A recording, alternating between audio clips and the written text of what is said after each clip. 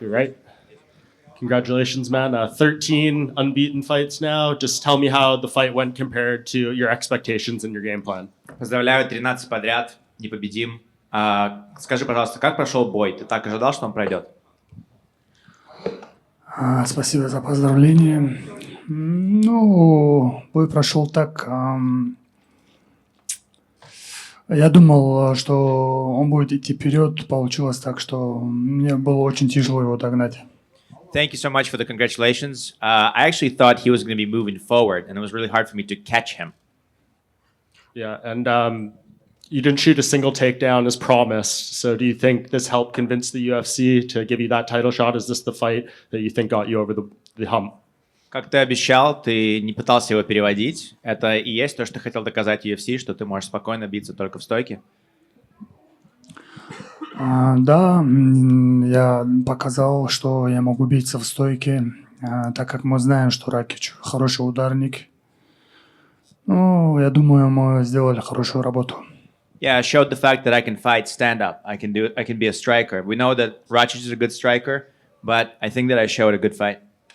Daniel Cormier tried to teach you a little bit of English to call out Alex Pereira this week. Would you mind trying to recite some of that for us? Maybe send a message to the champion now. Кормер пытался научить тебя немного английскому сегодня, и до этого на этой неделе. Ты можешь опять сказать ту самую фразу, которую мы с тобой уже говорили 25 раз сегодня насчет Перейры? Конечно, могу повторить. Yes, of course, I can do it. Let's hear it. Alex, stop running away for me. And just last thing, if you do get the fight with him, ideally, when would it be, and how do you think you beat him and take that belt? Но если ты думаешь, что ты заслужил этот бой, что бой состоится, как ты думаешь, когда он состоится, и какой у тебя ключ к победе? Ну, это мы будем ждать от UFC новостей. А так, победа, я думаю, она будет, как бы она ни прошла, я думаю, победа будет на нашей стороне. We're going to wait for the news from the UFC, but when it comes to the victory, I think that the victory is going to happen. It doesn't matter how, but the victory is going to be on our side. Мухаммад, салам алейкум, еще раз поздравляю. Как ты думаешь, не будет ли чемпион сейчас оттягивать время до Рамадана, не соглашаться на бой, потом сказать, что я согласен на бой во время Рамадана или условный первый месяц после, ну, дабы как-то в случае чего аргументировать то, что ты не согласился на бой, а не он убегал, скажем так.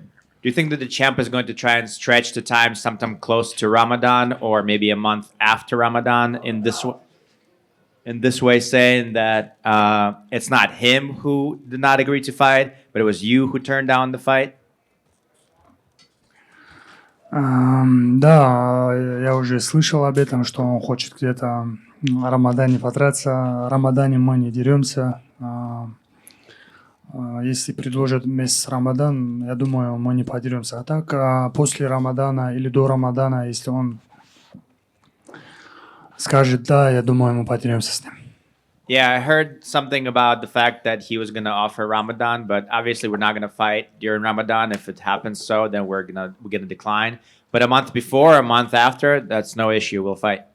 Мухаммад, тут еще одно такое обстоятельство есть. Это Дана Уайт, который, сейчас точно не скажу, но вроде до боя он сказал, если Анкалаев покажет блестящее выступление, то он следующим подерется за титул. Считаешь ли ты это выступление блестящим и сможет ли там условно Дана считать его? Или сказать, ну, мне не понравилось его выступление, например? And another thing, maybe not today, but at some point Dana has said that in order for me to give him a shot or in order for him to get the shot, he needs to show an exciting fight. Do you think that there's a potential that he might think that today wasn't exciting enough and he could say, well, it wasn't exciting enough for a title? Да, я думаю, я показал все, что возможно. Я шел вперед. Получилось так, что соперник начал работать вторым номером, и мне было тяжело его догнать. В общем, я думаю, ему показали. Yeah, you know, I showed what I can do. I put 100% of myself out there. It just happened so that he started to work as number two and he started running away from me and it was really hard for me to catch him. So it didn't look as good as I thought, but I think that we showed what we needed to show. Вот сейчас Перейра тоже не раз говорил о том, что потенциально может там в тяжелый вес перейти. Если все-таки получится так, что он перейдет в тяжелый вес там за третьим поясом, к примеру, как ты думаешь, с кем тебя UFC могут свести в поединке за титул? You know, Pereira has временного чемпиона или кого бы там ни было? You know, Pereira has spoken before that he potentially could move up to heavyweight. Let's say that he does move up to heavyweight. Who do you think that you'll be able to fight in light heavy for the title, or maybe for a what is it? Interim title. Thank you. Ну, я думаю, мне все равно, с кем биться в этом дивизионе. Я уже, можно сказать, бился со всеми стопами. И если получится так, что Перейра уйдет на тяжелый вес, и мне будет все равно. Кого поставят в UFC, с тем подерусь. You know, it doesn't matter. I've fought a lot of the tops in this division, and if it just happens so that he goes to heavyweight, then whoever UFC puts in front of me, that's who will fight for the title. И последний вопрос от меня. На фотографиях перед боем за неделю фанаты заметили что-то похожее на рану, начали опять на там, стафилококк вписывать. Что это было на коленке, если не ошибаюсь? Действительно ли были какие-то проблемы со здоровьем, или это просто какие-то там натертости, потертости во время там тренировок? There was a picture that came out about a week before the fight that got the fans concerned. There was a lot of staph rumors. Could you please explain what that was on your knee? Was it something that basically just you got hurt in practice, or was it something wrong with your health indeed? Ну, ничего такого не было. Это была простая рана, и как бы я тренировался с этой раной, у меня она начала чуть с раздражения, что ли, такое. И, в общем, ничего такого не было. Это просто рана. No, it was just a scratch. It was nothing serious. I was just training with it, and maybe it got a little inflamed, but it was nothing big. Hi, Mohammed Yusuf here. Congratulations for the win. Many believe that if someone in light heavyweight would beat Pereira, it's Magomed Ankalaev. However, we saw some tweets for you that you will go and strike with him and knock him out. Don't you want to utilize your wrestling as something different? Многие считают, что если есть кто-то в этом дивизионе, кто может победить чемпиона Алекса Перейру, то это именно Магомед Анкалаев. Но как ты думаешь, для того, чтобы его победить, ты сказал, что ты готов с ним стоять только в стойке и бить его в стойке. Не кажется ли тебе, что тебе все-таки нужно будет подключить борьбу для того, чтобы уверенно победить? Конечно, эти бои, я могу бить с ним в стойке, я могу его бороть. Я думаю, это бой для меня не такой тяжелый бой. У меня были бои намного тяжелее. You know, it's MMA, so of course I can strike with him, I can wrestle with him. I mean, I don't really think that this is going to be that much of a hard fight for me. I think I've had harder fights in the division. Thank you. Магомед, ассаламу алейкум. Ты уже дважды дрался с Джонни Уолкером, и у нас скоро намечается, есть один боец, Богдан Гусков, который в скором времени должен разделить октагон с ним. И он наш соотечественник. Какие advice от твоих сторон Богдану Гускову ты бы дал ему советы против боя с Джонни Уолкером? Спасибо. There's a fighter, Johnny Walker, that you've shared the octagon with twice. Now we have a fighter from our country that is going to fight him. His name is Bogdan Guskov. If you had an advice for Bogdan about the fight against Johnny, what would you advise him? Что бы я мог сказать? Джонни Уокер, он такой боец, очень нестандартный. Чтобы против него что-то готовить, это очень тяжело, но его надо почувствовать в ринге. Он нестандартный, и он бьет откуда хочешь, поэтому я думаю, его надо почувствовать. You know, Johnny Walker is a very unorthodox fighter. It's very hard to prepare something specific for him. He's very awkward. He throws from all sorts of different directions from wherever he wants. So it's hard to prepare for something like that. You just have to feel him. Once you feel him in the octagon, you can figure out how to solve it. Магомед, с победой. У Алекса Перейра, твоего потенциального следующего соперника, есть фирменное слово «шама».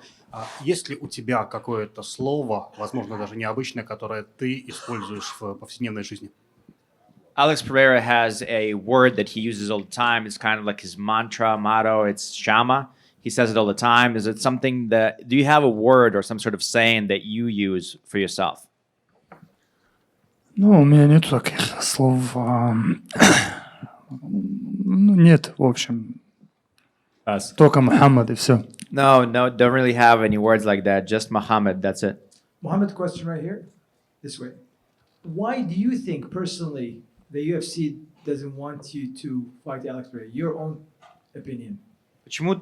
Почему ты думаешь, вот именно ты, как ты думаешь, почему UFC не хочет, чтобы ты бился с Перейрой? Твое мнение. Ну, я не знаю, почему UFC делает так. Ну, мы понимаем, что Перейру оберегают, так как он бьется в стойке, как бы он боец зрелищный. Ну, я думаю, его оберегают. You know, I'm not sure why the UFC is doing it. I mean, I think they're protecting him. We know that he's an exciting fighter. We know that he fights in the stand-up. He's a great striker. So I think that they're just saving him, protecting him. And in the lack of Alex fight, who do you think they will give you, or who do you think you would want to fight if there's no Alex Pereira on the next fight? Если не Перейра, кого ты думаешь тебе дадут? С кем бы ты подрался? Ну, я не знаю именно кого назвать. Я думаю, топ-5, кто будет, там свободный с тем, наверное, подерутся, если Перейра откажется. I don't know what name to call. I mean, top 5. Anybody from top 5. If Pereira turns it down, then anybody from top 5. Mohammed, one question. Congrats on a very important win today. Were you surprised by how good Rakic stand-up was and how well prepared he was for you? Поздравляю с победой. Удивило ли тебя на то, насколько хорош Рачич в стойке и насчет того, как хорошо он был к тебе готов? Нет, не удивил, но я понимал, что он очень крепкий боец. Да, он очень крепкий парень. Но я думаю, ему очень было тяжело со мной, и как бы он не давал мне работать, и сам не работал, как так получилось. No, I wasn't surprised by anything. We knew that he was a really tough guy. He was really a really tough fighter, but he did not let me work. He wasn't really doing anything himself, and he didn't let me do my thing. Thank you. Magomed, congratulations on your victory right over here. So I have a quick question just to kind of check what you said. You mentioned that you were surprised that Rakic was working as a second number, basically. So was the original game plan from your side to try to counter him on when he was trying to enter? Просто из того, что ты сказал, что он работал вторым номером, значит, получается, что если оригинально план был, чтобы работал вторым номером ты, а он шел первым? Нет, план был такой, я думал, как бы у него последнее поражение, и думал, что он будет идти вперед. Я думал, будет много крови, если честно. No, honestly, what I thought is that because he's coming off of a loss, then he's going to pressure and he's going to go forward. And I expected a lot of blood. Between I think before the third round, actually, his corner gave him an advice that he was up on the scorecards. And that's why he didn't press the action. Are you surprised by that? Перед третьим раундом я тебе уже говорил, что его угол сказал ему, что он 2 раунда выигрывает. Ты слышал об этом, и насколько для тебя это удивление? Нет, не слышал. Ну, я думаю, всегда свой угол как бы поддерживает бойца, да, настраивать его на третий раунд, так как они понимают, что он проигрывает. Поэтому, наверное, ему сказали, чтобы чуть-чуть разбудить его. I didn't hear about that, but I think it's obvious that whoever is the corner man would probably do whatever he can to kind of cheer up his fighter or maybe lead his fighter to victory. So even if they know that they're down 2 rounds, they will say, you know, you're winning. This way they can kind of, you know, get him working in the third round to decisively take the victory. Okay, and you mentioned that in your opinion, Alex Pereira is one of the easiest fights for you in this division, but at the same time, you've many times expressed your desire to strike with him mostly. What is it about Alex's style in striking that you think that you can take advantage of, without giving too much away, obviously? Ты говоришь, что ты не думаешь, что он будет для тебя очень сложным боем, Алекс Перейра, чемпион. Что тебе кажется, что ты видишь в его ударке, что тебе кажется, что ты спокойно сможешь его перебить? Ну, его ударка, все понимают, какая ударка. Он стандартный боец, который идет вперед и роняет своим левым хуком. Everybody can read his striking. He's just a regular standard fighter who moves forward and drops people with his hook. Okay, and one last one from me, if I may. I believe I've seen a video of you mentioning that you were originally offered a fight with Alex at UFC 300. Could you either confirm or deny that? Скажи, пожалуйста, я права или нет, что я видела какое-то видео, где ты говоришь, что тебе в какое-то время предложили бой против Перейры на UFC 300. Это правда или неправда? Нет, неправда. Почему разговоры были, что хотят мне дать бой, и все-таки не было контракта и конкретного разговора по этому бою. No, it's not true. There was talks with me getting the fight against Alex for 300, but there was no contract, so it was basically just talks. Разговоры были, а так контракта не было. There were talks, but there was never a contract. Thank you again and congratulations on the victory. Магомед, извини, еще один вопрос про Перейру. Если так случится, что следующую защиту он проведет не против тебя и проиграет, будет ли он интересен тебе как боец или тебя он интересует только как чемпион? A question, one more about Alex Pereira. What if he does defend his title against somebody else and loses the title? Would he be interesting to you as a fighter, or you're only interested in Pereira as a championship fight? Мне он интересен сейчас как бы, так как он чемпион. Если он не будет чемпионом, я думаю, нету такого интереса. I'm only interested in fighting him for the championship. If he's no longer a champion, then I'm no longer interested.